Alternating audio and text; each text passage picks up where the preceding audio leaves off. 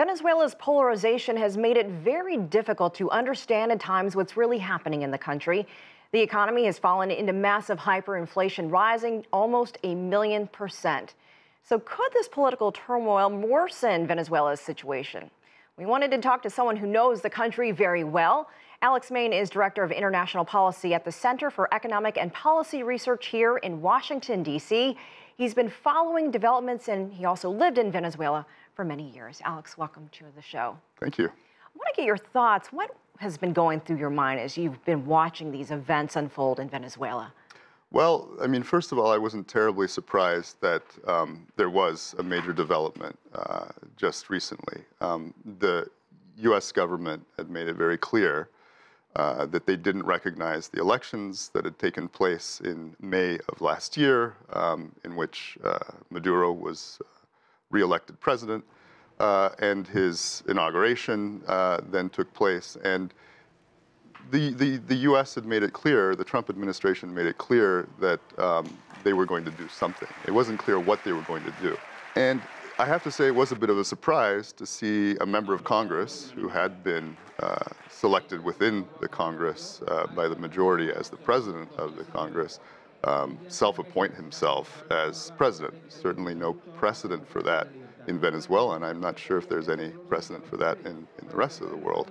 And then a great deal of worry because his self-appointment was accompanied by calls, very clear calls, to the armed forces of Venezuela to serve as arbiter and to shift their support from the Maduro government to this newcomer, Juan Guaidó.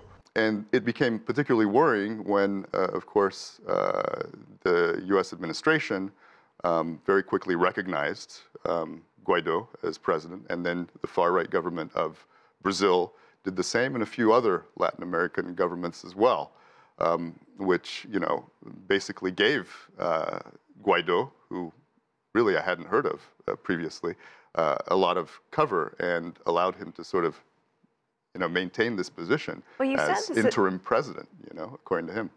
You called this unprecedented. This has not really ever happened. What do we know about him? I mean, a lot of people have never heard of Juan Guaidó until now. Well, very little. Very few Venezuelans really know a lot about him. What we do know is he's one of the young members of the Voluntad Popular, Popular Will Party, which I think can be characterized as a hardline opposition party. Its leader is Leopoldo López, who is under house arrest, very controversially so, and many countries have been pushing for his liberation, but he was arrested after pushing for protests that turned violent in 2014, protests to unseat President Maduro when he'd just recently been elected president. And the party in general is seen as taking a very hard line of never having recognized the legitimacy of Maduro, including during his previous mandate. You know, they have exiles in Washington that have been doing a lot of work lobbying, and it seems very clear that there was a great deal of coordination with the U.S. administration around this recognition of Juan Guaidó as the supposed interim president of Venezuela. You said coordination. What does that mean? Well, it's now been reported in a variety of media outlets, the Wall Street Journal, the Associated Press, that Juan Guaidó was in Washington, D.C. at the end of the year, and that, you know, there'd been a lot of interaction, and that he had received, for instance, a call from Vice President Pence just before self-appointing himself president. So he had, I think they knew that they were going to do this for a while. You know, clearly, you know, most people in Venezuela had no idea. I think they were taken by surprise. I think where there was a little bit of misjudgment is where it really seems that some officials in the U.S. administration, such as, say, John Bolton, were convinced that a coup would occur, that the Venezuelan armed forces were going to very easily rebel against Maduro. particularly given the U.S. support of Juan Guaido. And that didn't happen. But now they're trying to make it happen still, and they've been taking additional measures to try to put more pressure on the Venezuelan armed forces in order to provoke a coup, which I think would be a very dangerous thing for Venezuela. You lived in Venezuela, you know the country's constitution. Is what's happening legal? Well, no, not by any stretch of the imagination. If you look at the Constitution, the National Assembly can, consider the president to be discapacitated, to not be able to serve his functions. But then that needs to be confirmed by the Venezuelan Supreme Court. That's what's the language is in the Constitution. And of course, that hasn't happened. And it just seems very clear that what's going on now is an attempt to provoke a military coup. There have been efforts to promote dialogue. I don't think enough attention has been given to the efforts of Mexico and Uruguay in particular to promote a peaceful dialogue process to try to resolve the current crisis.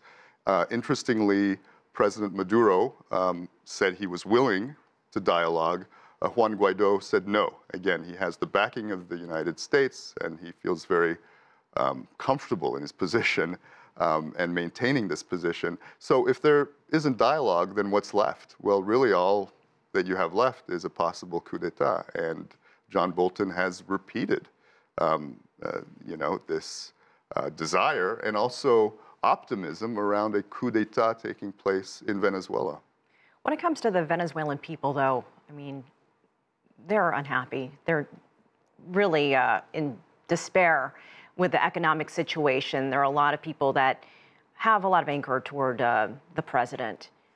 What needs to happen for them so that the country gets turned around and the economic situation starts improving? Well, there's no doubt that President Maduro is very unpopular at this time in Venezuela, and that's largely his responsibility. I think in last year's elections, the opposition that is very badly divided chose to boycott those elections. Subsequently then claimed that they weren't legitimate.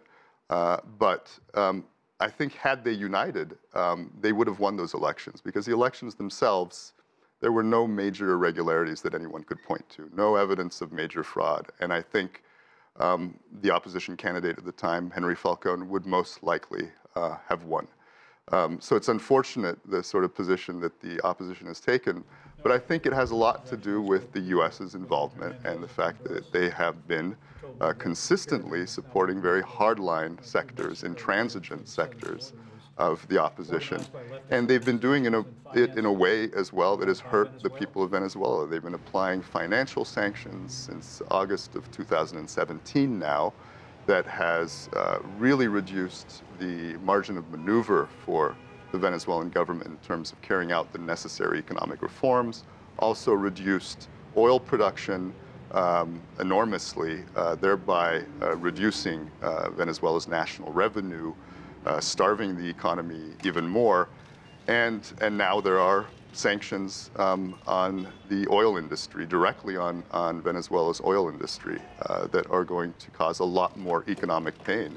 And again, what's very worrying is that the U.S. government seems to be pursuing the strategy of the hardline opposition of trying to provoke a coup, which could very easily result in a lot of violence and spillover into other countries in the region. And there are calls for dialogue, and I think more moderate sectors of the opposition are open to that, and other countries in the region, again, Mexico and Uruguay, stand out as really wanting to promote dialogue. I think that's the only possible way forward. Well, why hasn't Maduro been able to push some of these reforms through, or why hasn't he been able to turn the country around? He's gotten a lot of advice. He has the support of other nations, allies. What's been the biggest challenge for him? I think the big challenge, to be quite frank, is that he doesn't understand economics and in fact hasn't accepted reasonable advice that he's been given from many quarters, including from the Ecuadorian government, including from the Bolivian government. They've all tried to help resolve Venezuela's economic issues. And President Maduro, for whatever reason, has failed to implement, any of the necessary reforms. That it's pretty universally accepted that, you have certain reforms to the current currency exchange system that need to take place, and they haven't. But again, since August of 2017, it's become more difficult for the Venezuelan government to carry out those reforms. They would need to have a good amount of international reserves in order to support the bolivar, which they need to let float against major currencies. And they don't have those reserves, and they aren't able to borrow the necessary funds in order to have the reserves to carry out those reforms. So this is very problematic. And so I would say the biggest limiting factor right now are the U.S. sanctions against Venezuela. So where does Venezuela go from here? And what is the worst case scenario? Well, the absolute worst case scenario is, I think, a coup d'etat, because despite what John Bolton seems to think, coup d'etat, I don't know if he really thinks this, a coup d'etat would not be peaceful. The Venezuelan armed forces, if they were successful in getting some of those armed forces to rebel, they wouldn't do so in a unified manner. You would have a split, and you could very easily have a civil war.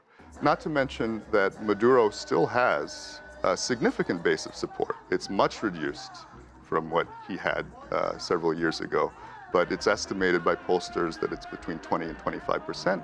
Those people are very strong supporters, and you need to deal with them. So again, the only possible way forward at this point that would be peaceful, would be democratic for Venezuela, is to have negotiations between the opposition and the government with international mediation. I don't think the U.S. government can be involved in that mediation because it's shown itself to have such a partisan line, and certainly not to have the best interests of the Venezuelan people in mind. Are you optimistic that could happen? I am optimistic to the extent that Mexico and Uruguay are really very proactive on this front, and they've met with the UN Secretary General, and it looks quite possible that they will get UN support. We'll have to see what happens ultimately. I think we need to see European countries also get behind this effort. At the moment, they have put up an ultimatum to the Maduro government saying that they will recognize Juan Guaido as well if he doesn't hold snap elections. That's unlikely to happen. I think they need to back down from that stance and start supporting serious dialogue. Alex Mean, thank you so much for joining us on America's Now. Thank you.